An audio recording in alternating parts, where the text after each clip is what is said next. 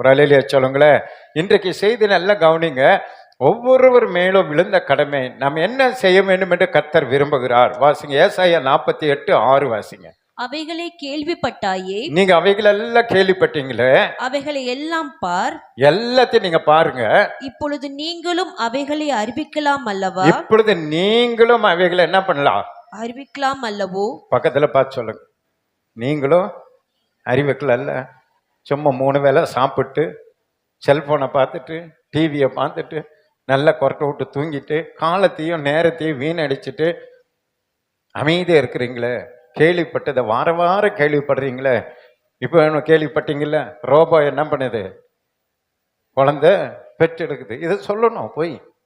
இதை போய் மற்றவங்களை கேள்விப்பட்டீங்கல்ல, என் பாஸ்ட் இப்படி அவனுக்கு போட்டு காமிச்சார், உனக்கு தெரியுமா? ரோபோட்டு அப்படியே ஆச்சரியமாப்பா, அப்படியா? எங்க நான் உங்களுக்கு வீடியோ என்ன பண்றேன், உங்களுக்கு அனுப்பி வைக்கிறாத, உங்க நம்ம தேவ சபையில அனுப்பி வைக்கிறேன், உடனே எடுத்து காட்டுங்க. அவங்க ஆச்சரியப்படுவாங்க. அதை காட்டிட்டு வசனத்தை காட்டுங்க. என் கடைசி நாட்கள்ல அறிவு பெருத்து போகும். தானியேல் சொன்னாரு, கடைசி நாட்கள் என்ன பெருகும்? அறிவு பெருத்து போகும். இப்படியெல்லாம் நடக்கும். அத்தை சிப்பு வச்சிருவாங்கன்றத நீங்க பேசி என்ன பண்ணும்? அறிவிக்கணும். அதை அவர் சொல்ல, நீங்க அறிவிக்கலாமே. இது முதல் புதியவைகள் ஆனவைகளையும் நீ அறியாத மறைப்பொருள் ஆனவைகளையும் உணவுக்கு தெரிவிக்கிறேன். நீங்க அறிவிக்க ஆரம்பிச்சீங்கன்னா பழசெல்லாம் உனக்கு நான் சொல்லி தருவேன். இனி என்ன நடக்க போதோ உலகத்துல அதெல்லாம் உனக்கு நான் சொல்லி தருவேன்றாரு. கரங்களை தட்டி ஆண்டவர் சந்தோஷப்படுத்துங்க. நம்ம ஆண்டவருக்கு ஊழியச்சை வந்துட்டான்.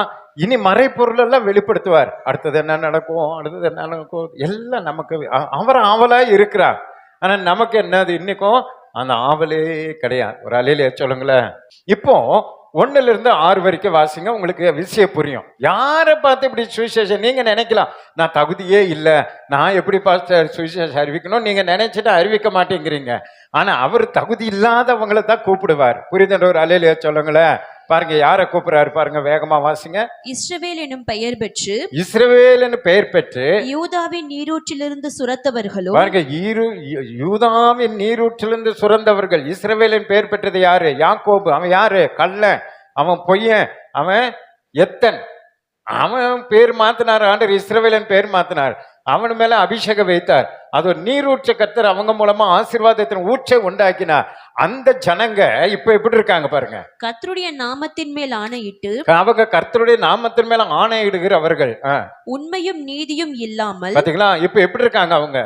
உண்மையும் நீதியும் இல்லாமல். நம்மளை போல கேஸ் எல்லாம் சர்ச்சுக்கு வராங்க, பாடுறாங்க, ஆடுறாங்க. எவ்வளவு சத்தம் கேக்குதுங்க? டேய், சத்தம் கேட்க கூடாது. உண்மையும் நீதியும் இல்லாமல் இல்ல அவங்க கிட்ட. ஆனா அவங்கள தான் கூப்பிடுறாரு பாருங்க. அவங்கள பார்த்து உண்மையும் நீதி உங்ககிட்ட கிடையாது. ஆனா இஸ்ரவேலின் தேவனை அறிக்கையிடுறவர்களுமான பாருங்க, இஸ்ரவேலின் தேவனை அறிக்கையிடுறது அவங்கதான். இவ்வளவு நேரம் என்ன பாட்டு பாடணும்? கர்த்தாவி தேவர்களில் உமக்கொப்பானவர் யாருன்னு அவர் பாட்டை அறிக்கையிட்டு பாடிட்டோம். ஆனா நம்ம என்ன பண்றோம்? அறிக்கையிடவர்களுமான யாக்கோபின் வம்சத்தாரே கேளுங்கள். எல்லாம் கரெக்டா பண்றீங்க. ஆனா உங்ககிட்ட உண்மை இல்லை, நீதி இல்லைன்றது எனக்கு தெரியும். இது ரெண்டும் உங்ககிட்ட இல்லை எனக்கு தெரியும். ஆனா நீங்க கொஞ்சம் கேளுங்க. என்ன கேளுங்க? அவர்கள் தங்களை பரிசுத்த நகரத்தார் என்று சொல்லி, அவங்க நினைக்கிறாங்க நாங்களா பரிசுத்தவான்கள் சொல்லி நினைச்சிட்டு இருக்கிறீங்க. சேனைகளின் கர்த்தர் எனும் நாமமுள்ள இஸ்ரவேலின் தேவன் மேல் பற்றுதலா இருக்கிறார்கள். எல்லா பரிசுத்தவான் ஆண்டவர் மேல பற்றுதலா இருக்கிறாங்க. பூர்வ காலத்தில் நடந்தவைகளை ஆதி முதல் அறிவித்தேன். எல்லாம் பூர்வத்துல ஆதாம் ஏவாள் காலத்துல நடந்ததெல்லாம் உங்களுக்கு தெரியும். அவைகள் என் வாயிலிருந்து பிறந்தன. அதெல்லாம் என் வாயிலிருந்து பிறந்தன ஆண்டவர் சொல்றாரு. அவைகளை வெளிப்படுத்தினேன். அதெல்லாம் உங்களுக்கு வெளிப்படுத்தினேன். அவைகளை சடிதியா செய்தேன். அதெல்லாம் நான் ஒவ்வொரு செகண்ட்ல நான் செஞ்சேன். அவைகள் நடந்தன. அதெல்லாம் நடந்து உலகம் உண்டாச்சு, மனுஷனை உண்டாக்கின எல்லாம் டக்கு டக்கு டக்குன்னு நான் செய்து முடிச்சேன். நீ கடினம் உள்ளவன் என்றும். நீ யாரு? கடினம் உள்ளவன். கடினம் உள்ளவன். 10,000 ரூபாய் கன்வென்ஷன் கேட்டா அதை வாங்குறதுக்குள்ள நாங்க படுற பாடு. ஏன் இறுதி என்னது? கடினமுள்ள இறுதியம். ஆண்டவர் குடுன்னாச்சு கூட, ஆண்டரே வந்து சொன்னா கூட நம்ம என்ன பண்றோம்? இருங்க ஆண்டவரை மற்றவங்களா கொடுக்குறாங்களா பார்ப்போம். பாஸ்டம்மா சொல்லுவாங்க தேவைகள் சந்திக்கப்படுதுன்னு சொல்லுவோம். அப்படியே கடினம் அப்படியே இறுக்கி பிடிக்கிற பார்த்தீங்களா? கர்த்தருக்கு தெரியுது இவங்க யாரு. கடினமுள்ள மனுஷருங்க. சுவிசேஷம் சொல்லுங்கன்னு சொல்ற வாயவே திறக்கிறது கிடையாது. மணிக்கணக்கா கதை பேசுறோம், மணிக்கணக்கா ஊர்க்கதை பேசுறது. ஆனா இயேசு நல்லவேறுன்னு சொல்லுங்கன்னா இருது இப்படி இருக்கு, கடினமா இருக்கு, சொல்றது கிடையாது. கடினம் உள்ளவன் என்றும் உன் பிடரி நரம்பு இரும்பென்றும். அப்பா, புடனின்னு என்னது? பிடரி பிடரினா புடைனி வலிக்குதுன்னு பாத்தீங்களா? அதே பிசாசு பாருங்க, புடையில போய் உட்காந்துக்கிறான். புடைனி வலிக்குதுனாலே அவங்களுக்குள்ள என்ன இருக்கு? பிசாசு இருக்கு. அதான் அவர் சொல்லாரு, உன் பிடரி நரம்பு எப்படி இருக்கு? இரும்பென்றும். இரும்பு போல. தலை வணங்க மாட்டேங்குது, சொன்ன கேட்கவே மாட்டேங்குது. பிரசங்கம் வேணா நல்லா இருக்குதுன்னு சொல்லிட்டு போதே தவிர அது கீழ்ப்படிய மாட்டேங்குது. நான் சொல்ல, ஆண்டவர் சொல்றார், நல்ல கவனிங்க, கடைசி காலம் எல்லாரும் ஊழிய செய்யணும், எல்லாரும் ஆத்துமா ஆதாயப்படுத்தணும். வெறுங்கையோட சர்ச்சுக்கு வர்றதெல்லாம் இனி இருக்கவே கூடாது. ஒரு எழுப்புதலை நாம் பார்க்கணும். உங்க மூலமா ரட்சிக்கப்படும்படி தேவன் ஒரு கூட்டத்தை வைத்திருக்கிறார். நீங்க அவங்கள கூட்டிட்டு வரலன்னா அவங்கள வேற யாரும் கூட்டிட்டு வர முடியாது, அவங்க நரகத்துக்கு தான் போவாங்க. பரலோகத்துக்கு போனா உங்ககிட்ட தான் ஆண்டவர் கேட்பார், இதெல்லாம் இந்த ஊரே உனக்காக நான் வச்சிருந்தேன், நீ செயல்படவே இல்லை, அவங்களுக்காக ஜெபம் பண்ணவே இல்லை, அவங்க எல்லாம் நரகத்துக்கு போயிட்டாங்கன்னுவாங்க. அப்ப பாஸ்டர் என்ன பண்ணாருன்னு நீங்க கேட்க முடியாது. எனக்குன்னு ஒரு திட்டத்தை ஆண்டவர் வச்சிருப்பாரு, உங்களுக்காக ஒரு திட்டத்தை வச்சிருப்பார். நீங்களே பாருங்களேன், யாரோ ஒருவர் சொல்லிதான் நீங்க சர்ச்சுக்கு வந்தீங்க. நான் சொல்லி வந்தவங்க கொஞ்சம் பேர்த்து இங்க இருப்பீங்க, ஆனா யாரோ ஒருவர் அவங்க உங்களுக்கு சொல்லிதான் உங்களை கூட்டிட்டு வந்தாங்க. அதே போல நீங்க சொல்லி வர வேண்டிய நிறைய நபர்கள் உலகத்துல இருக்கிறாங்க, நரகத்துக்கு நேரா போய் கொண்டிருக்கிறாங்க. அவங்களை நீங்க கூட்டிட்டு வருகிற பொறுப்பு உங்க மேல இருக்குன்றத புரிந்து கொண்டு இந்த பிடரி நரம்பெல்லாம் கொஞ்சம் தளர விடணும். கொஞ்சம் அபிஷேகத்துல தான் ஆண்டவர் நுகத்தை என்ன பண்ணணும், கொஞ்சம் முறிக்கணும். போனவர் சொன்னது போல நுகத்தை கழுத்துல வச்சிருக்கிறான், அதெல்லாம் கொஞ்சம் முறிச்சு, உன் வெற்றி உன் நெற்றி வெண்கலம் என்றும் அறிந்திருக்கிறேன். பாத்தீங்களா? வெற்றி என்னது? வெண்கலம். அது உடைக்கவே முடியாது, வெண்கலம் மாதிரி இருக்குது. வானம் இரும்பாகவும் பூமி எப்படி இருக்குது? வானம் வெண்கலமாகவும் இரும்பு பூமி இரும்பாகவும் இருக்குது. வெறும் சத்தத்தை வருந்தவரை மழை வராது, இரும்பு மாதிரி இருக்காது, ஒன்றும் முளைக்காது. அது போல சும்மா சத்த போட்டு கத்தி பாட்டு பாடி எல்லாம் பண்ணுவோம், ஆனா அதனால ஒன்றும் ஆத்மா என்ன ஆகுறது இல்லை, சபைக்கு வர்றதில்லைன்றார். ஆத்மா வர்றதில்லை, வளர்றதில்லை, சபையில எழுப்புதல் இல்லைன்றார்.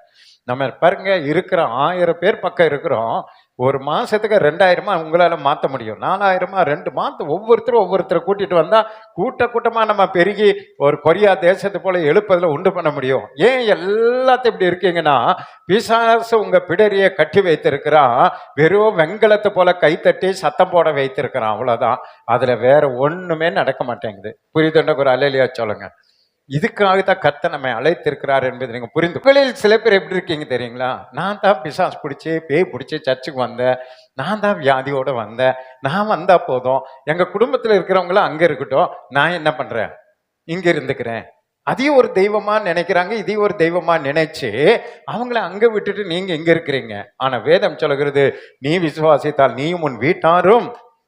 உன் ஒருத்தரை எதுக்கு ஆண்டு கொண்டு வந்திருக்காரு தெரியுமா?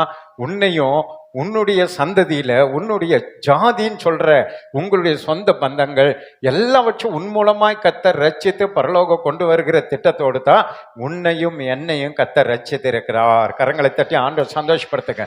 அதனால உங்க குடும்பத்தாருக்கு நீங்க இதை சொல்லி அவங்கள ரட்சிப்புல நடத்தணும், உங்க உறவினர்கள் எல்லாருக்கும் சொல்லி ரட்சிப்புல நடத்தணும், உங்க ஊர் மக்கள் எல்லாருக்கும் நீங்க தெரிந்து கொண்டதை கேட்கறதை அவங்களுக்கு சொல்லி ரட்சிப்புல நடத்தி அவர்களை பரலோகத்துல கொண்டு போய் சேர்க்கிற ஒரு பெரிய பொறுப்பு, ஒரு கடமையை கர்த்தர் நம்ம மேல வைத்திருக்கிறார். அதை யாரெல்லாம் உற்சாகமா செய்து தேவ நாமத்தை மகிமைப்படுத்துகிறார்களோ அவங்களை இம்மையிலும் கர்த்தர் ஆசீர்வதிப்பான், மறுமையிலும் கர்த்தர் ஆசீர்வதிப்பான். செயலாண்ட ஒரு அலையிலையா சொல்லுங்களேன்.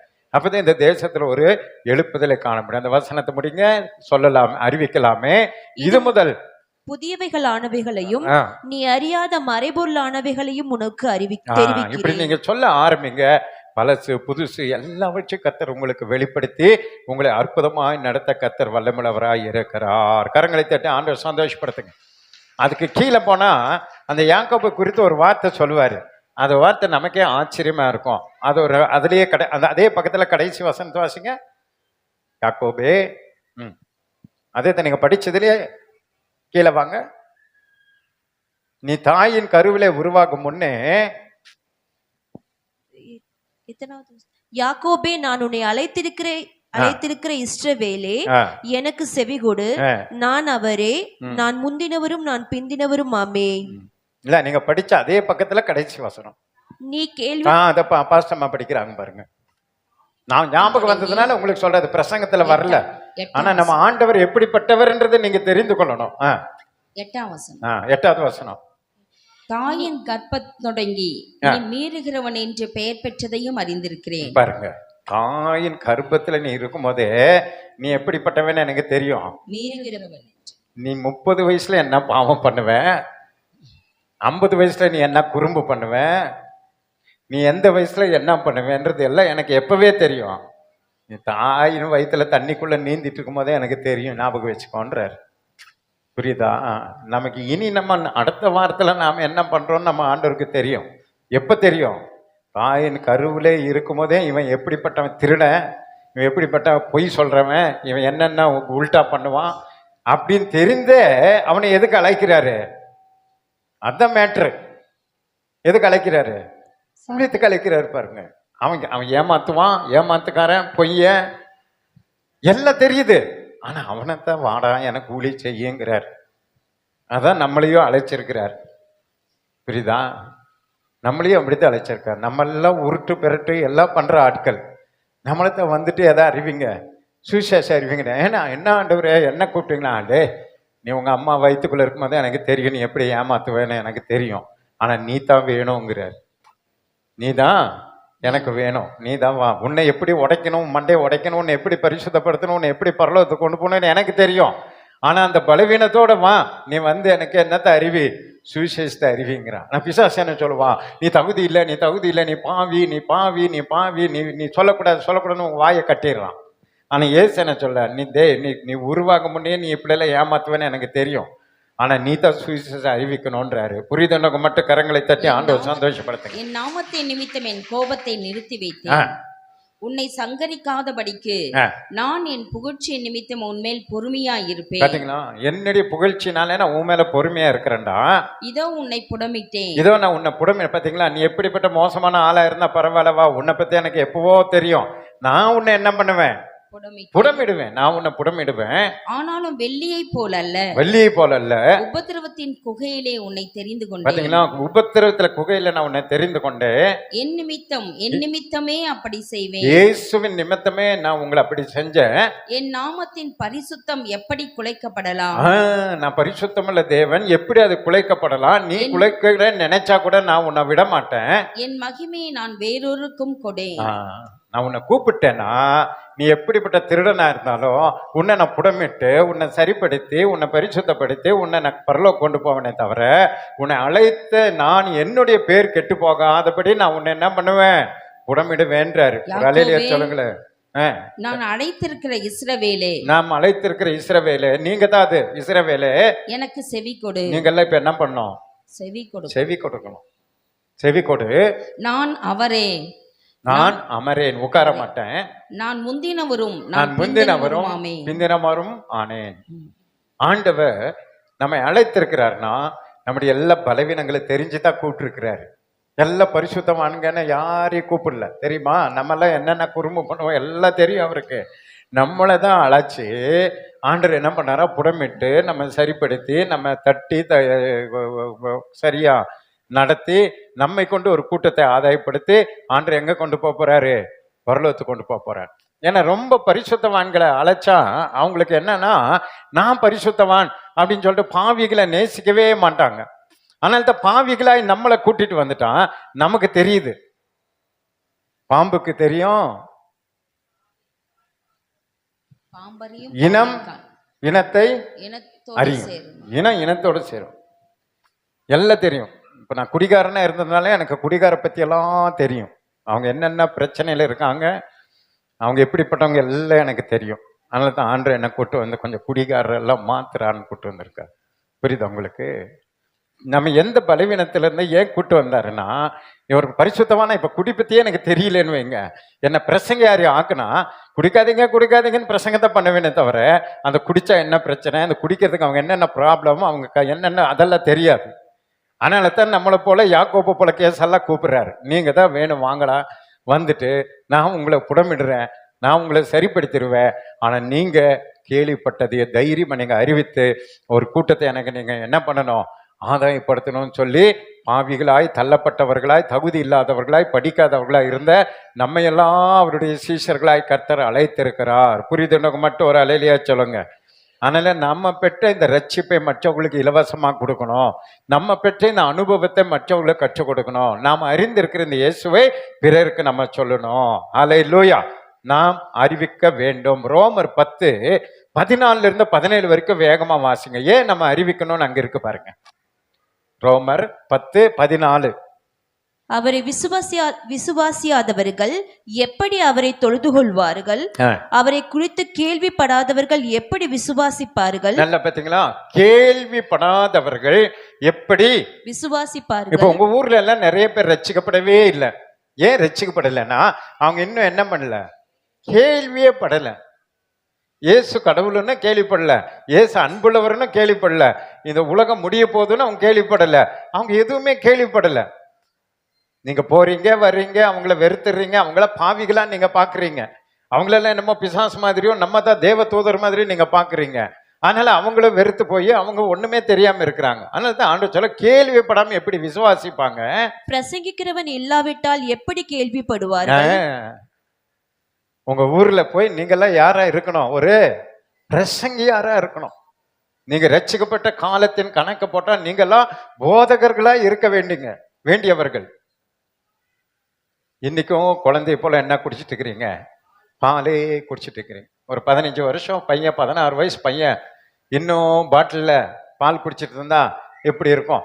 10th படிக்கிறான், 10th எக்ஸாம் போகிற பையன் வீட்டில் இருந்து அம்மா பாட்டிலில் தண்ணி கொடுத்து மேலே நிப்பிள் போட்டு கொடுமா, நான் பால் குடிக்கணும்னு அப்படியே குடிச்சிருந்தா ஸ்கூலில் வைப்பாங்க, அவனை உதவி துரத்த மாட்டாங்க.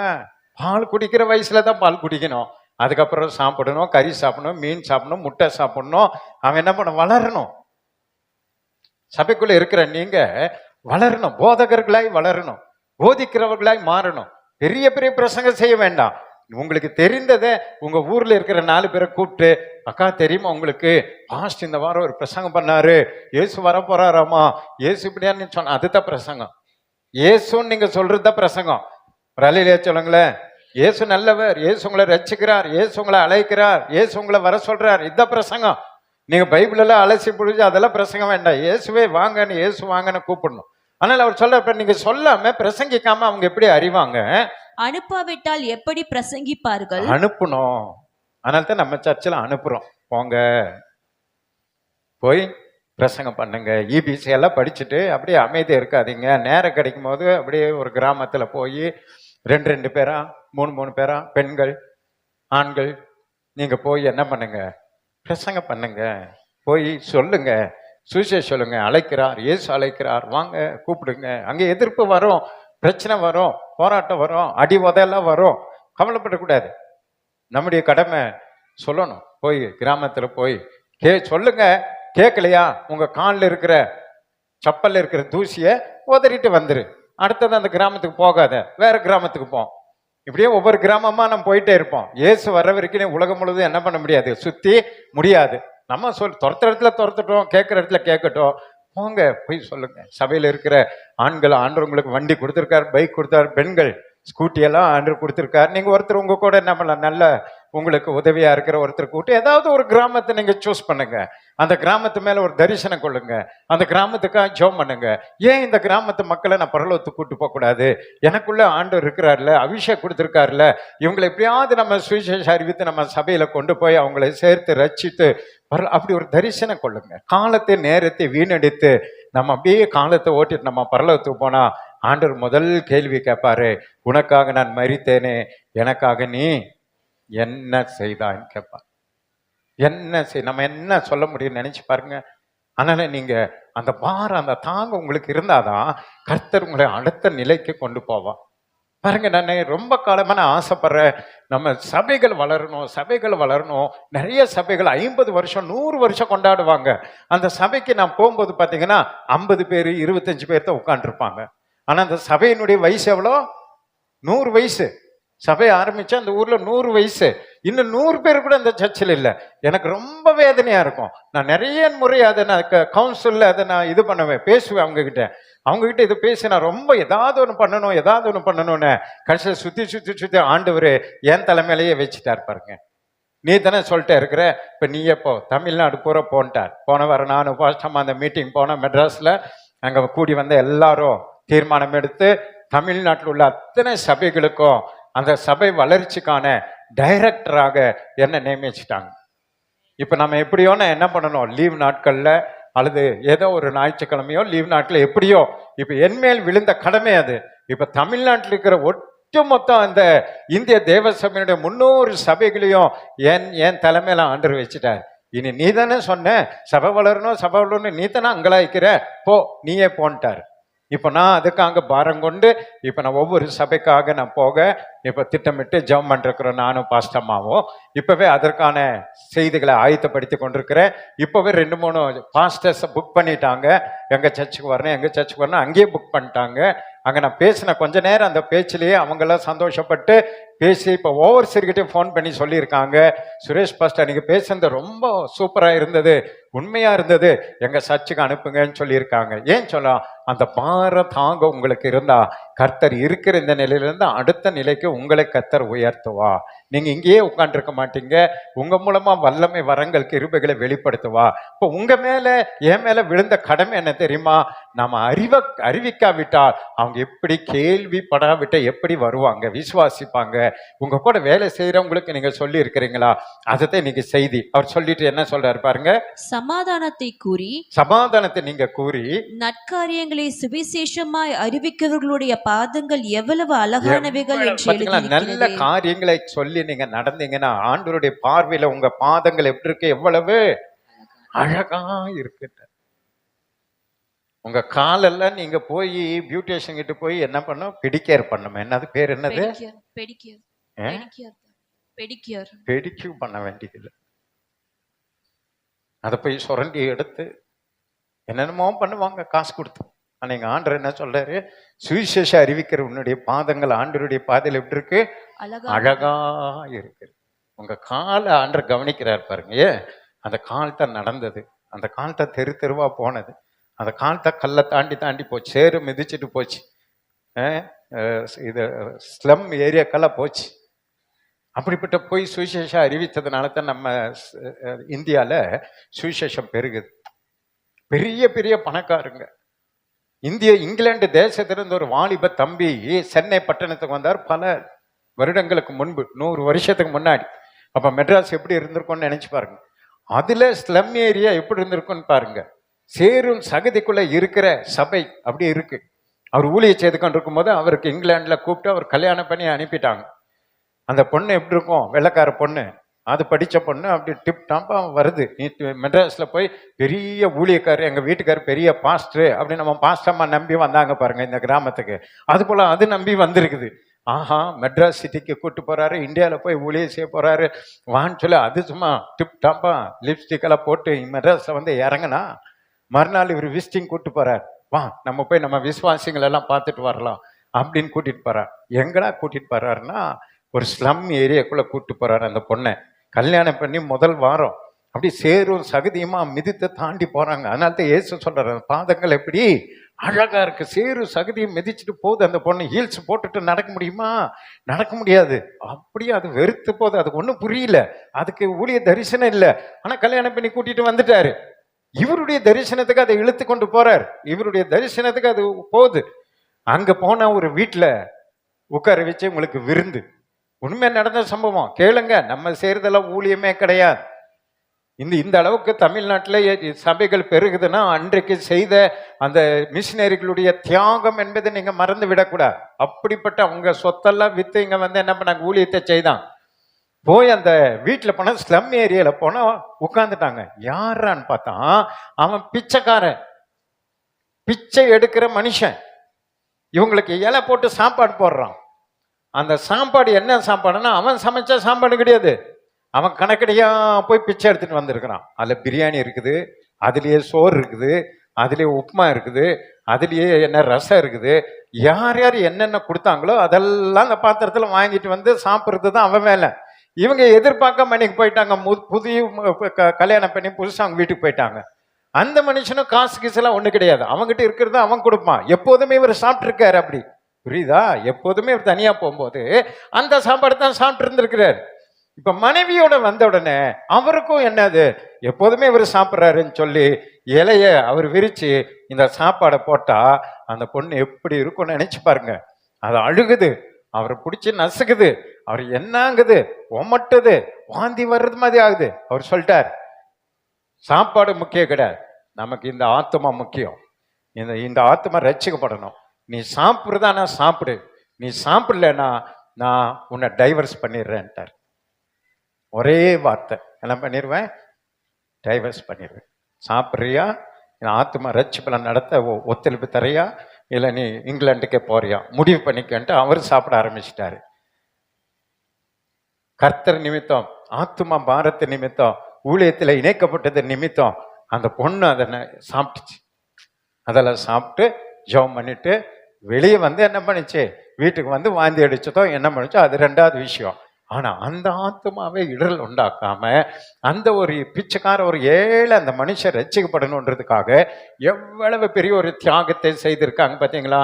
அதனால இன்னைக்கு தமிழ்நாடு முழுவதும் ஒரு சபைகளை எழுப்பும்படி கர்த்தர் நமக்கு அவர்களுடைய தியாகம், அவர்கள் விதைத்த விதை இன்றைக்கு நாம அறுவடை செய்து கொண்டிருக்கிறோம். இன்றைக்கு நமக்கு எல்லா வசதிகளையும் ஆண்டு கொடுத்திருக்கிறார். இன்னைக்கு யாரு நம்ம அப்படிப்பட்ட நபர்களை சந்திக்க வேண்டாம். நம்ம கிராமங்கள் எல்லாம் நல்லா தான் இருக்கிறாங்க எல்லாரும். அவங்க வீட்டுக்கு போய் நீங்க நல்லா போனா டீ கொடுப்பாங்க, சாப்பாடு கொடுப்பாங்க, எல்லாம் நமக்கு தருவாங்க. அப்படிப்பட்ட வீடுகளுக்கு போய் சுவிசேஷம் அறிவிப்பதற்கு நாம ஆயத்தம் இல்லாமல் காலத்தையும் நேரத்தையும் வீணடித்து கொண்டு நாமே பாடி, நாமே துதிச்சு, நாமே பெருமைப்பட்டு வாழ்ந்து கொண்டிருக்கிறோமே தவிர ஆத்தும பாரம் இல்லாம நம்ம வாழ்ந்து கொண்டிருக்கிறோம். அந்த ஆத்தும பாரம் இருந்தாதான் சபை வளரும்.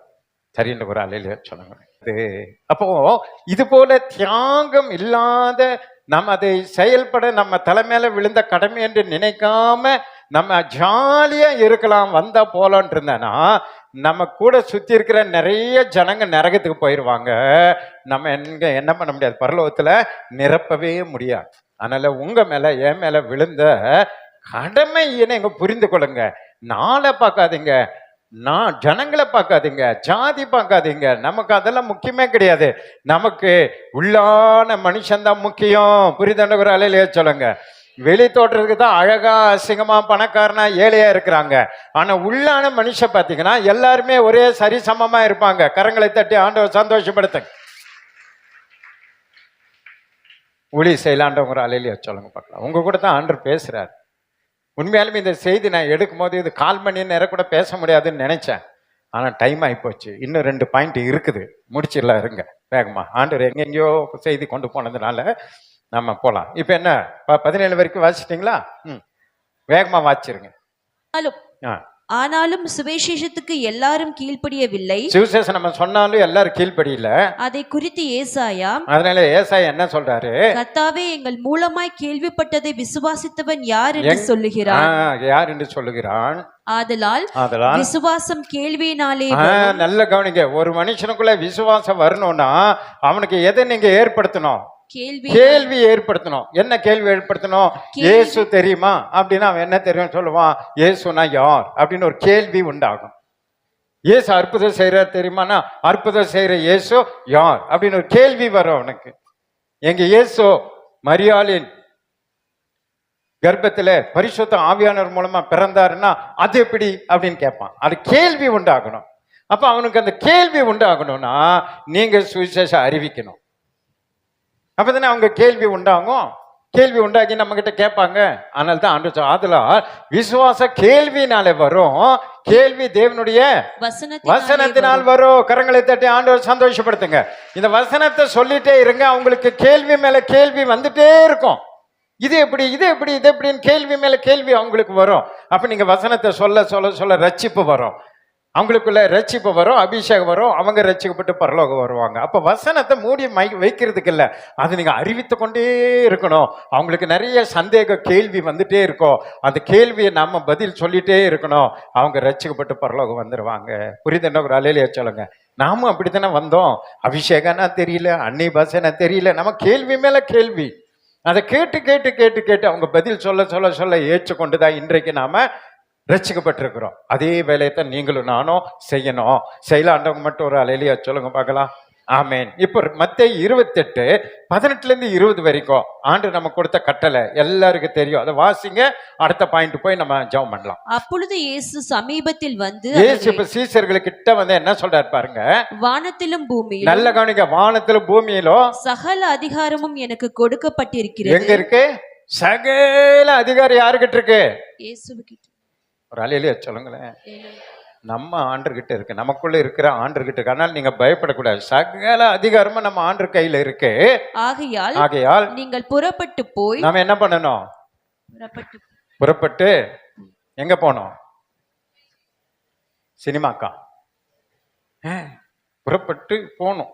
கிராமங்களா போகணும், பட்டணமா போகணும், உங்களுக்கு தெரிஞ்சவங்க வீட்டுக்கு போகணும், சொந்தக்கார வீட்டுக்கு அப்படியே போகணும். என்னமோ அக்கா உங்க வீட்டுக்கே வர மாதிரி ஆகுதுக்கா எனக்கு அப்படின்னு சொல்லணும். அவங்க நம்பிடுவாங்க. அப்படியா உங்க வீட்டுக்கு வரமே, வாங்க வாங்கன்னா அவங்க வீட்டுக்கு போயிட்டு, ஏங்க நீங்க ஒரு மாதிரி கவலையா இருக்கிற மாதிரி தெரியுது அப்படிங்கணும். அவங்க உடனே ஆமா அது ஏன் கேட்குற, என் புருஷன் குடிகாரன், என் பையன் அப்படின்னு சொல்லுவாங்க. உடனே நீங்க பிடிச்சிக்கணும். பிடிச்சிட்டு ஆண்டவர்கிட்ட வாங்க, உன்னை அலங்கத்துக்குள்ள சமாதானக்குள்ள சுகமம் தருவா அப்படின்னு நம்ம தெரிஞ்சதெல்லாம் எடுத்து அங்கே விட்டீங்கன்னா அந்த குடும்பம் அடுத்த வாரம் சர்ச்சுக்கு வந்துடும். இதான் சுவிசேஷம். இதுக்காக நீங்க என்ன பண்ண வேண்டியதில்லை, அப்படியே பிரசங்கத்தெல்லாம் அரேஞ்ச் பண்ணிட்டு எல்லாம் போக வேண்டாம். உங்களுக்கு நடந்ததை, உங்களுக்கு தெரிஞ்சதை சொல்லி அவங்கள ரட்சிப்புல கொண்டு வரணும். அதனால நீங்க புறப்பட்டு போங்கள், சகல ஜாதிகளையும் சீஷராக்கி பிதா குமாரன் பரிசுத்தாவியின் நாமத்தினாலே அவர்களுக்கு ஞானஸ்நானம் கொடுத்து, அவங்களை கூட்டிட்டு வந்தீங்கன்னா ஞானஸ்நானம் கொடுக்கணும். நான் உங்களுக்கு கட்டளையிட்ட யாவையும் அவர்கள் கை கொள்ளும்படி. பாத்தீங்களா, ஆண்டவர் நமக்கு கொடுத்த கட்டளை. புதிய ஏற்பாடுல இது ஒரு கட்டளை. இந்த கட்டளைக்கு கீழ்ப்படிந்தாதான் பரலோகம் போக முடியும். அதனால முடிந்த அளவு நீங்க என்னத்தை அறிவிக்க பழகணும்? சுவிசேஷம் அறிவிக்க பழகணும். இதுக்கு படிப்பு வேண்டாம், ஞானம் வேண்டாம், இங்கிலீஷ் வேண்டாம், ஒன்றும் வேண்டாம். இயேசு நல்லவர்னு சொல்றதுக்கு என்ன படிப்பு? பாருங்க, இந்த அம்மா இருக்கிறாங்க, இவங்க ஒரு கூட்டத்தையே ஆதாயப்படுத்தி வைத்திருக்கிறாங்க. எங்க? அன்னூர்ல. படிக்கல, ஒன்றும் இல்லை. அந்த கிராமத்துக்கு நாங்கள் போனோம் இல்லம்மா. அவங்களுக்கு சில்ட்ரன்ஸ் குழந்தைங்க எத்தனை பேர் இருக்காங்க? 6 மாசம் தான் அந்த அம்மா ஆகுது. ஆனா இப்ப சபையை பெருக்கிறதுக்கே காரணமா அந்த பாட்டி கூலி செய்யறாங்க பாருங்க. அவங்களுக்கு யாரும் இல்லை, உதவிக்கு யாரும் இல்லை. ஆனா சுவிசேஷம் பாரம். ஒரு கூட்டத்தை கூட்டி குழந்தைங்களை கூப்பிட்டு அங்க ஒரு ஜபம் நடத்தி இப்போ அங்கே ஒரு சபையை நம்ம வளர்க்குற அளவுக்கு அந்த அம்மா ஊழிய செய்கிறாங்க. இவங்க பாருங்க, அந்த அன்னொரு சபைக்காக குடும்பமாக ஆதி முதல் நமக்கு சப்போர்ட்டாக இருக்குல்ல. இப்போ ஆண்டவர் என்ன சொல்கிறேன், நீங்கள் உலகம் எங்கே போய் சகல ஜாதிகளை என்ன பண்ணுங்க, சுவிசேஷ அறிவித்து சீசராக்கி பிதா குமாரன் பரிசுத்தாவியின் நாமத்தினால் அவங்க ஞானஸ்நானம் கொடுத்து நான் உங்களுக்கு கற்றுக் கொடுத்ததை எல்லாம் நீங்கள் என்ன பண்ணுங்க, அவங்களுக்கு சொல்லிக் கொடுங்க. முடிவு பரியந்தான் சகல நாட்களில் நான் உங்களோடு கூட இருக்கிறேன். உலகம் முடிகிற வரைக்கும் இயேசு நம்மோட கூட இருப்பார். எத்தனை பேர் நம்புறீங்க? அந்த நம்பிக்கையில தான் நம்ம ஊழியர் செய்யறோம், அந்த நம்பிக்கையில தான் சுவிசேஷம் அறிவிக்கிறோம். இயேசு நம்மோடு இருக்கிறதுனால நம்ம சொல்ற வார்த்தைகள் அவர்களுக்கு தொடப்படுது, அவங்க ரட்சிக்கப்படுறாங்க. ஒரு கூட்டத்தை நம்ம ஆதாயப்படுத்தலாம். புரிதன ஒரு அலையிலையா சொல்லுங்க. இப்ப நீங்க கடைசி அப்போஸ்தலர் 8ஆம் அதிகாரம் 4வது வசனத்தையும் 20வது வசனத்தையும் வாசிங்க. சிதறி போனவர்கள் எங்கும் தெரிந்து. அடுத்தவங்க அப்போஸ்தலர் 13:5 எடுத்து வைங்க பாஸ்டம்மா. 13:5 சிதறி. இப்ப பாருங்க, அந்த நாட்கள இயேசு எல்லாரையும் ரட்சித்து 120 பேர் அபிஷேகம் பெற்றாங்க. இந்த 120 பேருக்கு ஆண்டவர் என்ன சொன்னாருன்னா, நீங்க அபிஷேகம் பெற வரைக்கும் எங்க இருங்க, எருசலேமில் இருங்க. அபிஷேகம் பெற்ற பிறகு நீங்க சகல ஜாதி உலகத்துக்கு போய் சுவிசேஷம் அறிவிங்கன்னு சொன்னார். அதான் முதல் படிச்சது. அபிஷேகம் பெற வரைக்கும் தான் எங்க இருக்கணும், எருசலேமில் இருக்கணும். நீங்க அபிஷேகம் பெற்ற பிறகு நீங்க உலகம் எங்க போய் சகல ஜாதியில சீசராக்கின்னு சொல்லிட்டு போனாரு. இவங்க இந்த கட்டளையை மறந்துவிட்டாங்க.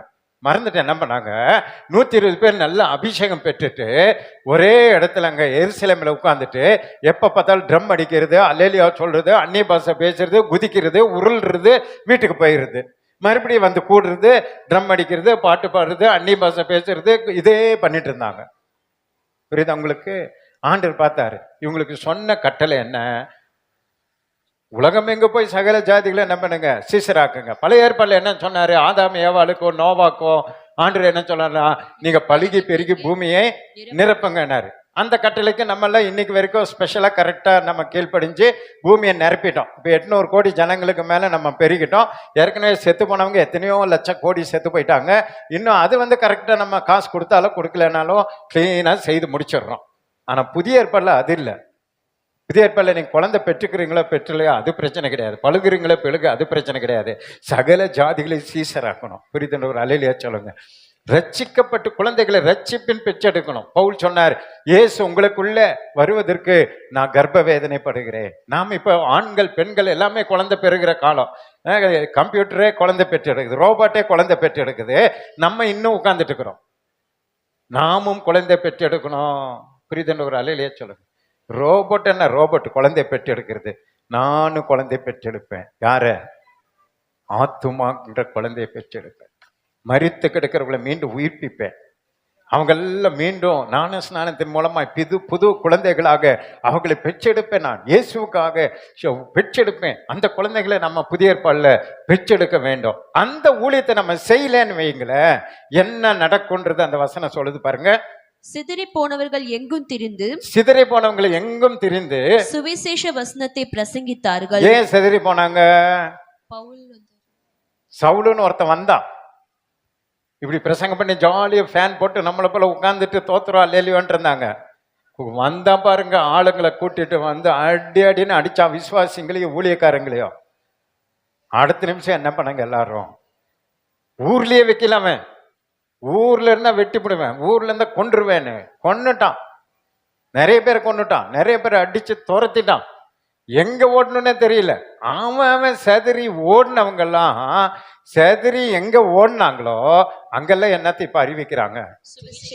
இப்ப நம்ம சுவிசேஷம் அறிவிக்காம அப்படியே இருந்தீங்கன்னா அடுத்தது என்ன விழும்? அடி விழும். பக்கத்துல பார்த்து சொல்லுங்க. பக்கத்து வீட்டுக்கு நீ சுவிசேஷம் சொல்லலன்னா உனக்கு என்ன விழும்? அடி விழும். அடி விழும். போ துரத்து வர ஆண்டவர் நம்மளை. அதனால தான் நிறைய அடி வாங்கிட்டு நம்ம எழும்ப முடியாம உட்காந்து. ஏன் ஆண்டரை அடிக்கிறாரு? தேவனுடைய வார்த்தைக்கு கீழ்ப்படியில். இன்னும் சுவிசேஷம் சொல்ல சொன்னா சொல்ல மாட்டேங்கிறோம். அவங்கள போலவே உட்காந்துருப்போம். பாபேல் கோபுரம் அதான் பிரச்சனை. அவங்களுக்கு என்ன கட்டளை? நீங்க பழுகி பெருகி பூமியை நிரப்புங்கன்னாரு. இவங்க என்ன சொல்றாங்க? அந்த வசனத்துக்கு விரோதமா, முடியாது, நம்ம மறுபடியும் பழுகி பெருகினா மறுபடியும் நோவா காலத்தை போல நம்மளை அழிச்சிருவாரு, அதனால நம்ம அப்படியே கோபுரம் கட்டி எங்க போயிடலாம்? பரலோகத்துக்கு போயிடலான்னு ஒரே இடத்துல வசனத்துக்கு விரோதமா ஒரு பாபேல் கோபுரத்தை கட்டினாங்க. ஆண்டவர் அவங்களையும் செதறடிச்சு பாஷையை மாத்தினார், தாறுமாறு. இன்னைக்கு எல்லாம் பாஷை வந்தது காரணமே யாருதான்? அப்பா அவங்க பண்ண கலாட்டா தான். இன்னைக்கு இங்கிலீஷ் தெரியலன்ட்டு நம்மளை மதிக்கவே மாட்டேங்கிறாங்க. இவனுக்கு கம்மன் இருந்திருந்தா ஒரே பாஷை எபிரேய பாஷையை நம்ம இருந்திருக்கலாம். இவனுங்க குழப்பம் பண்ணாங்க பாருங்க. இன்னைக்கு நமக்கு இங்கிலீஷ் தெரியலன்னு மதிக்கவே மாட்டேங்கிறான். குழப்பம். சரி, அது வேற பிரசங்கம். அப்ப செதறடிப்பதெல்லாம் எங்க செதறடிக்கிறார்? சொன்னதை செய்யலன்னா செதறடிக்கிறார். அவங்களும் அப்படிதான். உலகம் எங்க போய் பழுகி பெருகி இருக்கணும், உத வாங்கினாங்க.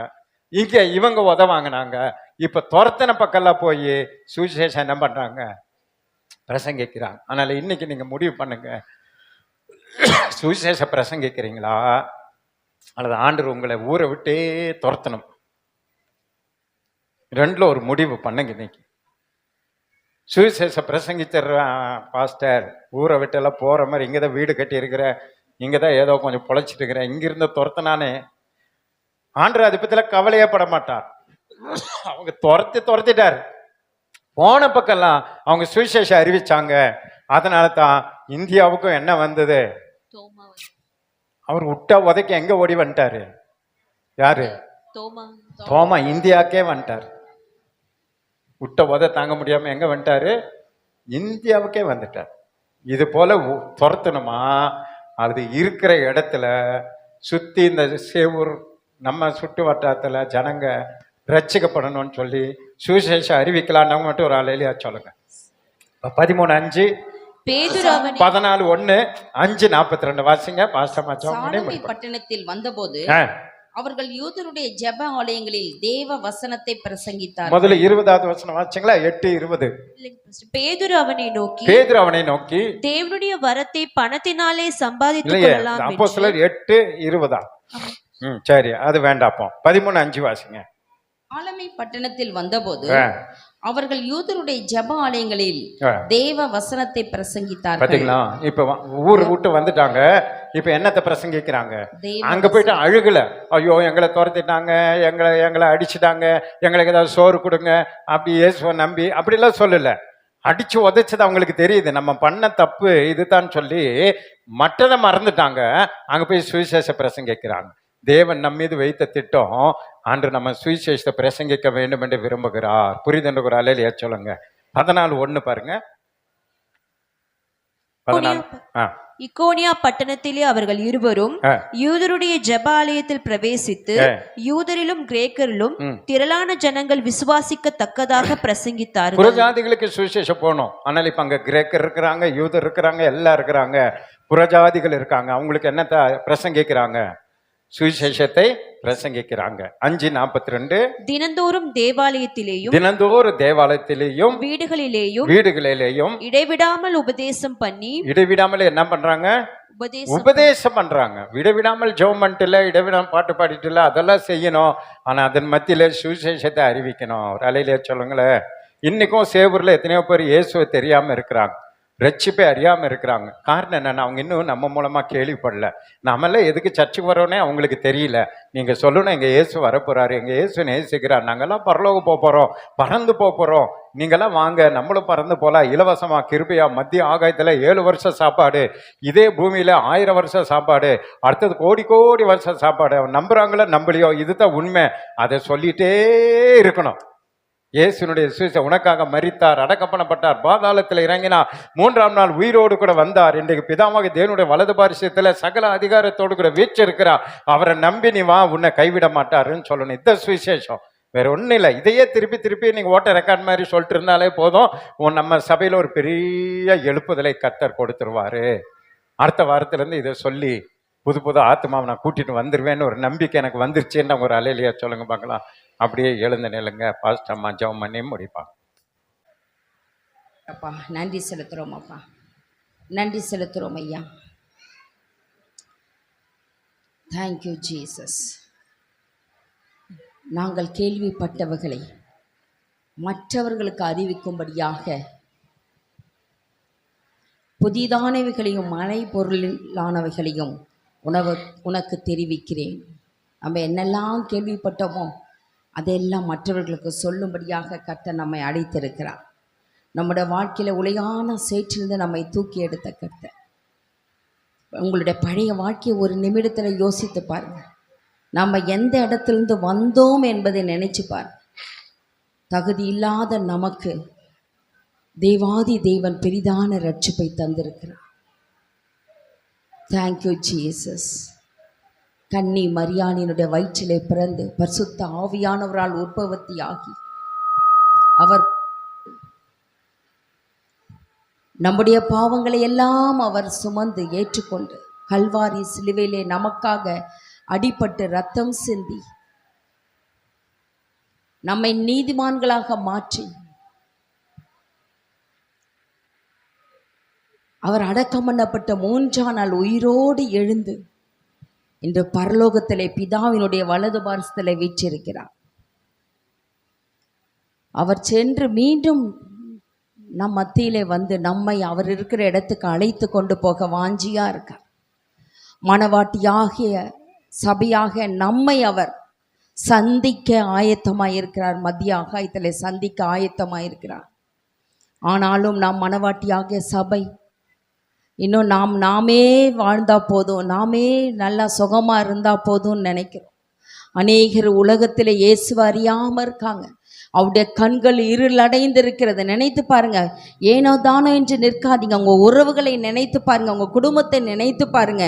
நீங்கள் பெற்ற அந்த ரட்சிப்பு உங்கள் குடும்பத்தில் இருக்கா? நம்முடைய குடும்பம் ரட்சிக்கப்பட்டிருக்கா? நம்முடைய குடும்பத்துக்கு இயேசுவை தெரியுதா?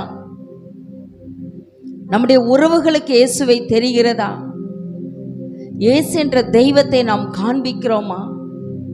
நம்முடைய கிராமங்களிலே நாம் காண்பிக்கிறோமா? நினைச்சு பாருங்க. நாமும் அவர்களைப் போல தானே ஒரு நாள் கண்கள் இருளடைந்து பூத்து கடந்தது. உளையான சேற்றிலே நாம் கடந்தோமே. கர்த்தர் நம் மீது கிருபையாய் நம்மை ரட்சித்தார். உங்களை ரட்சித்திருக்கிறார். ஒவ்வொருவரையும் ரட்சித்ததற்கு ஒரு நோக்கம் உண்டு. உன்னை ரட்சித்தார் என்றால் ஒரு நோக்கத்தோடு ரட்சித்திருக்கிறார். நீங்கள் அந்த குடும்பத்துக்கு, உங்கள் கிராமத்துக்கு நீங்கள் ஆசீர்வாதமாக உங்கள் மூலமாய் அவர்கள் ரட்சிக்கப்பட வேண்டும் என்று உங்களை தலைமையாக வைத்திருக்கிறார். ஆண்டவர்கிட்ட சொல்லுங்க, ஆண்டவரே, நான் பெற்ற இந்த ரட்சிப்பின் சந்தோஷத்தை என் குடும்பம் பெறணும்ப்பா. நான் பெற்ற என் ரட்சிப்பின் சந்தோஷத்தை என் கிராமம் அறியணும் ஆண்டவரே. இன்னும் அவர்கள் மனம் திரும்பாமல் அப்படியே வாழ்ந்து கொண்டு இருக்கிறார்களே, நானும் சொல்ல முடியாமல் தவித்து கொண்டு இருக்கிறேனே, என் வாயை திறங்க, நாவே உங்ககிட்ட ஒப்படைக்கிறேன்ப்பா. ஓ என்னுடைய சாட்சியுள்ள வாழ்க்கை அவர்களை மாற்றட்டும் ஆண்டவரேன்னு சொல்லுங்க. வேற எதையும் யோசிக்காதீங்க. 2 நிமிஷத்துல இந்த ஜபத்தை நம்ம முடிக்க போறோம். எல்லாரும் ஒரு மனதா யோசிங்க. உங்க குடும்பம் யாரெல்லாம் ரட்சிக்கலாம் அவங்களுக்காக ஜெபிங்க. இப்பொழுது ஆண்டவரே அவர்கள் மனக்கண்களை திறங்க ஆண்டவரேன்னு சொல்லுங்க. ஓ ஹalleluya, thank you Jesus. உலக பொருளை கொடுத்தாகிலும் ஆத்துமாக்களை ஆதாயம் பண்ணுகிறவர்கள் ஞானவான்கள் பாக்கியவான்கள் என்று சொல்லப்பட்டிருக்கிறது. உலகத்துல உங்களுக்கு எத்தனை சம்பத்து இருந்தாலும் சரி, எல்லாமே நம்ம இங்க விட்டுட்டு போறோம். அவர்கள் எல்லாம் அழைத்து வரக்கூடிய ஓ கருவியாக என்னை மாற்றுங்க ஆண்டவரேன்னு சொல்லுங்க. தேங்க்யூ ஜீசஸ், ஹalleluya. நன்றி செலுத்துறோம் அப்பா, நன்றி செலுத்துறோம் அப்பா. அதை அறிவிக்கிற உன்னுடைய பாதங்கள் எவ்வளவு அழகானவைகள் என்று கர்த்தர் சொல்றாரு. அவர் தலைய பாதத்தை குறித்து சொல்றாரு. ஏன்னா அந்த அளவு நடந்து திரிந்து சுவிசேஷத்தை பிரசங்கித்தார்கள் என்று பார்க்கிறோம். ஓ தேங்க்யூ ஜீசஸ். இன்னைக்கு நமக்கு அந்த மாதிரி நடக்க வேண்டாம். உங்க வீட்டிலேயே பக்கத்துல சொன்னா போதும், குடும்பத்துல சாட்சியா வாழ்ந்தா போதும். ஓ ஹalleluya, ஹalleluya, ஹalleluya. ஆண்டவர்ட்ட ஒப்பு கொடுங்க. ஏனென்றால் நம்முடைய கர்த்தரிடத்துல வானத்திலும் பூமியிலும் சகல அதிகாரம் நம்முடைய தேவனுடைய கருத்தில் இருக்கிறது. ஓ தேங்க்யூ. வானத்திலும் பூமியிலும் சகல அதிகாரத்தை தேவன் வைத்திருக்கிறார். அவர் நம்முடைய பிள்ளைகளாகிய நமக்கு அதை தந்திருக்கிறார். எல்லாரையும் சுதந்திரித்துக் கொள்ளக்கூடிய கிருபைகளை கர்த்தர் நமக்கு தந்திருக்கிறார். ஓ ஆண்டு கொண்டிருக்கிற எல்லா அந்தகார கிரியைகளையும் இயேசுவின் நாமத்தாலே கட்டி அப்புறப்படுத்துங்க. ஒருத்தருக்கு சுவிசேஷத்தை சொல்லணும்னு நினைக்கிறீங்களா, அவங்களுக்குள் மறைந்திருக்கிற அந்த பொல்லாத ஆவிகளை வெளியே துரத்துங்க. ஓ அவர்கள் காதுகள் கேட்கட்டும், அவர்கள் செவிகள் திறந்திருக்கட்டும். அதை கட்டிட்டா போதும். பொல்லாங்கனை முன்னாடி கட்டினாதான் நம்ம அந்த பொருளை கொள்ளையிட முடியும். அந்த ஆத்துமாக்களை ஆண்டு கொண்டிருக்கிற எல்லா அந்தகார கிரியைகளிலும் கட்டிவிட்டு, ஓ நீங்க தேவனுடைய சத்தியத்தை, தேவ வசனத்தை, நீங்க பெற்ற அந்த ரட்சிப்பை, உங்களுடைய அனுபவத்தை நீங்க சொன்னா போதும், அவர்கள் ஆண்டவரை தேடி ஓடி வருவாங்க, ஆலயத்தை தேடி ஓடி வருவாங்க. ஓ நாம மட்டும் பரலோகம் போனா போதுமா? நாம் மாத்திரம் பரலோகம் சென்றால் போதாது. நம்முடைய குடும்பம் நரகத்தில் இருக்கும்பொழுது நாம் எப்படி சந்தோஷமா இருக்க முடியும்? ஓ ஆண்டவர்ட்ட சொல்லுங்க, அப்பா என் குடும்பத்தை ரட்சிங்க, ரட்சிக்கப்படாத என் கணவனை ரட்சிங்க, குடிகார கணவனை ரட்சிங்கப்பான்னு சொல்லுங்க. அப்பா என் மனைவியை ரட்சிங்க, என் பிள்ளைகளை ரட்சிங்க, மருமக்களை ரட்சிங்கப்பா. ஓ என் உறவுகளை ரட்சிங்க ஆண்டவரே, சொந்த பந்தங்களை ரட்சிங்க, எங்க இரத்த கலப்பானவர்களை ரட்சிங்கப்பா, என் கிராமத்தை ரட்சிங்க ஆண்டவரே. அதனால தானப்பா என் கிராமத்துல என்ன வச்சிருக்கீங்க, என்னை இந்த கிராமத்துல வைத்ததற்கு ஒரு நோக்கம் உண்டு. அந்த நோக்கத்தை என் மூலம் நிறைவேற்றுங்கன்னு சொல்லுங்க. நீங்க அறிவிக்கலைன்னா அதே கிராமத்துல யாரையாவது தேவன் எழுப்புவார். ஹalleluya, thank you Jesus, thank you Jesus. இங்க நமக்கு சீனியாரிட்டிலாம் கிடையாது, முன்னாடி வந்தவங்க பின்னாடி வந்தவங்க என்பதெல்லாம் கிடையாது. ஆண்டவரே என்னை எதற்காக தெரிந்து கொண்டீங்க? உம்மை அறிகிற அறிவிலே என்னை வளர்த்து வைத்திருக்கீங்க. என் கண்கள் திறக்கப்பட்டிருக்கிறதே நன்றி ஆண்டவரே. அநேகருடைய கண்களை நான் திறக்கும்படியாக என்னை அர்ப்பணிக்கிறேன். நான் புறப்பட்டு போற ஆண்டவரேன்னு சொல்லுங்க. ஓ தேங்க்யூ ஜீசஸ். திரிந்து பிரசங்கிக்கத்தக்கதான வல்லமை, எங்கும் திரிந்து அவர்கள் பிரசங்கித்தார்கள் என்று பார்க்கிறோம். விசுவாசிக்கத்தக்கதான பிரசங்கம் பண்ணினார்கள். நம்ம சொல்ற சத்தியம் அவர்களுக்கு விசுவாசத்தை தூண்டணும். ஏனோ தானே என்று நாம் சொல்லிடக்கூடாது. அவர்கள் விசுவாசத்தை தூண்டத்தக்கதாக உங்களுடைய முழு எண்ணத்தை அவர்கள் மீது வைத்து, அந்த ஆத்மாவின் மீது பாரத்தை வைத்து அவர்கள் நாம் சொல்லும் பொழுது தேவன் அவர்களுக்குள்ளாய் ஒரு விசுவாசத்தை தூண்டிவிட பண்ணுகிறவர். ஓ தேங்க்யூ ஜீசஸ், ஹalleluya. நன்றி செலுத்துறோம் அப்பா, நன்றி செலுத்துறோம் அப்பா. அர்ப்பணித்த ஒவ்வொரு பிள்ளைகளும் உடைய கரத்துல தருகிறோம் ஐயா. ஆண்டவரே ஏனோ தானோ என்று வந்தோம் சென்றோம் என்று சொல்லாதபடிக்கு, நானும் என் வீட்டாரும் போதும் ரட்சிக்க போதும் என்று நினைத்து விடாதபடிக்கு எல்லாரையும் கர்த்தர் ரட்சிப்பீராக. அவர்கள் விரும்புகிற நினைக்கிற இந்த நேரத்தில் அவர்கள் சிந்திக்கிற அந்த ஆத்துமாக்களை கர்த்தனை ரட்சித்து கொண்டு வர வேண்டுமா ஜெபிக்கிறோம். நல்ல புத்தியை கர்த்தனை தந்தரல வேண்டுமா ஜெபிக்கிறோம். இயேசுவை அறிகிற அறிவினாலே நிரப்பப்பட ஜெபிக்கிறோம். ஓ, எல்லா கட்டுகளும் அழுந்து போகட்டும். இயேசுவின் நாமத்தினாலே கட்டி வைத்திருக்கிற உறவுகளை, எல்லா கிராமத்து ஜனங்களை கட்டி வைத்திருக்கிறான எல்லா பொல்லாத கிரியைகளையும் இயேசுவின் நாமத்தினாலே ஒரு மனமாய் கட்ட அவிழ்க்கிறோம். இயேசுவின் நாமத்தினாலே உம்முடைய வல்லமை இறங்கட்டும் அப்பா. 58 கிராமத்தில் உம்முடைய வல்லமை விளங்கட்டும் ராஜா. Thank you Jesus. விளங்கட்டும் அப்பா. இயேசுவின் ரத்தம் அந்த இடங்களிலே எல்லா கிராமங்களிலும் விளங்கட்டும் ஆண்டவரே. உம்முடைய பிள்ளைகள் சாட்சியாய் வாழட்டும். உம்முடைய பிள்ளைகள் சாட்சியாய் வாழ்ந்து அநேக ஆத்துமாக்களை ஆதாயப்படுத்தக்கூடிய கருவிகளாய் கர்த்தனை மாற்றுவீராக. பிள்ளைகளுக்கு வாஞ்சை உண்டு ஆண்டவரே, அதை தடுக்கிறதான எல்லா பயத்தின் ஆவிகள் இயேசுவின் நாமத்தினாலே சபையாரை விட்டு ஓடி போய் என்று கட்டளை கொடுக்கிறோம். பயமுறுத்துகிற ஆவிகள் இயேசுவின் நாமத்தினாலே ஜனங்களை விட்டு உன் கரத்தை எடுத்துக்கொண்டு ஓடி போய் என்று கட்டளை கொடுக்கிறோம். இயேசுவின் நாமத்தினாலே உடைய வல்லமை விளங்கட்டு ராஜா. அநேகருக்கு அம்மை குறித்து சொல்ல புறப்பட்டு சென்று விசுவாசிக்க தக்கதான சுவிசேஷத்தை பிரசங்கிக்க, எங்கும் தெரிந்து பிரசங்கிக்க கர்த்தர் அனுக்கிரகம் செய்தல வேண்டுமா ஜெபிக்கிறோம் ஐயா. இந்த காலை வேளையில உம்மை தேடி வந்திருக்காங்கப்பா. உடைய பிள்ளைகளுக்கு என்ன தேவை என்பதை நீர் அறிந்திருக்கிறீங்க. நாங்கள் வாய் திறந்து சொல்வதற்கு முன்பாக உடைய பிள்ளைகளுடைய தேவைகளை அறிந்த தகப்பன், சமாதானத்தோடு உடைய பிள்ளைகளை அனுப்ப வேண்டுமா ஜெபிக்கிறோம். குடும்பங்களிலே சமாதானம் பெருகட்டும், உடலிலே ஆரோக்கியம் பெருகட்டும் ஆண்டவரே. இருதயத்திலே சமாதானம் சந்தோஷம் பெருகட்டும் அப்பா. ஆண்டவரே, கையின் பிரயாசங்களை கர்த்தர் நீர் ஆசீர்வதிங்க, குறைவில்லாமல் நடத்துங்க. அவர் பிரயாணங்களில் தேவனுடைய கரம் இருக்கட்டும் ஆண்டவரே. ஸ்தோத்திரிக்கிறோம். வாகனத்தில் போகும்போது வரும்போது காத்துக்கொள்ளுங்க. எல்லா திடீர் மரணங்களுக்கும் ஆண்டவரே, ஆக்சிடென்ட் ஆவிகளுக்கும் பிள்ளைகளை தப்பிவிக்க வேண்டும் ஜெபிக்கிறாங்க தாவே. இதோ 11 மாதங்கள் எங்களை கண்மணி போல பாதுகாத்தி உமக்கு கோடி நன்றி செலுத்துகிறோம் அப்பா. வருகிற வாரத்தில் 12ஆம் மாதத்தை நாங்கள் காணப்போகிறோம். வருஷத்தின் கடைசிக்குள்ளாய் நாங்கள் வந்துட்டோம்ப்பா. இந்த 11 மாதங்களாய் நாங்கள் ஆண்டவரை காணாத அற்புதங்களை, அதிசயங்களை இந்த கடைசி வாரத்திலே காண கர்த்தர் நீர் அனுக்கிரகம் செய்தல வேண்டுமா ஜெபிக்கிறோம். இந்த கடைசி வாரம் எங்களுக்கு ஆசீர்வாதத்தின் வாரமா இருக்கட்டும் அப்பா. ஆண்டவரே, உம்மை ஸ்தோத்திரிக்கிறோம். தொடர்ந்து உம்முடைய பிள்ளைகளை உம்முடைய கரத்தில் தருகிறோம். மெரிட் எக்ஸாம் எழுத ஆயத்தமாக இருக்கிற பிள்ளைகளுக்காய் நன்றி செலுத்துகிறோம். ஞானம் ஞாபகத்தை கர்த்தர் தந்து கர்த்தர் பேரை பூமியிலே பெருமைப்படுத்த வேண்டுமா ஜெபிக்கிறோம். செய்தி கொடுத்த உம்முடைய தாசனை இன்னும் அநேக லட்சங்களுக்கு கர்த்தரை பயன்படுத்துவீராக. ஆண்டவரே, உம்மை ஸ்தோத்திரிக்கிறோம். எங்கள் கன்வென்ஷனுக்காய் ஜெபிக்கிறோம். ஆண்டவரே, உம்மை ஸ்தோத்திரிக்கிறோம் அப்பா. 14, 15 தேதிகளிலே நடக்கிற அந்த கூட்டங்களிலே உம்முடைய நாமம் விளங்கட்டும் அப்பா. ஆண்டவரே, ஒருவரும் அதை ஆண்டவரே தவறி விடாதபடி எல்லாரும் அந்த கூட்டங்களை கலந்து கொள்ள உதவி செய்யுங்க. ஒவ்வொருவருக்கும் ஆசீர்வாதமாய் இருக்க உதவி செய்யுங்க. விசேஷமாய் கூட கர்த்தாவே, அந்த தேவையை எல்லாம் கர்த்தர் நீர் சந்திங்க. இயற்கை அனுகூலமாக்கி தர வேண்டுமா ஜெபிக்கிறோம் கர்த்தாவே.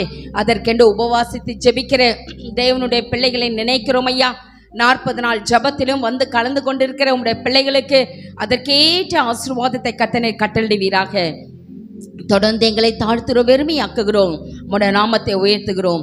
துதிகன மகிமை உமக்கே செலுத்துகிறோம். இயேசுவின் மூலம் ஜெபிக்கிறோம் எங்கள் நல்ல பிதாவே. ஆமென், ஆமென். என் ஆத்துமாவே கர்த்தரை ஸ்தோத்திரி, என் முழு உள்ளமே பரிசுத்த நாமத்தை ஸ்தோத்திரி. என் ஆத்துமாவே கர்த்தரை ஸ்தோத்திரி, கர்த்தர் செய்த சகல உபகாரங்களை மறவாதே. ஆமென். நம்முடைய கர்த்தராகிய இயேசு கிறிஸ்துவின் கிருபையும் பிதாவாகிய தேவனுடைய அன்பும் பரிசுத்தாவினுடைய அந்யோன்ய ஐக்கியமும் சமாதானமும் சந்தோஷமும் இன்றைக்கும் என்றைக்கும் சதா காலங்க நம் அனைவரோடு கூட இருப்பதாக. ஆமென். அல்லேலூயா, அல்லேலூயா, அல்லேலூயா. God bless you. கர்த்தர் உங்களை ஆசீர்வதிப்பாராக. ஆமென், ஆமென்.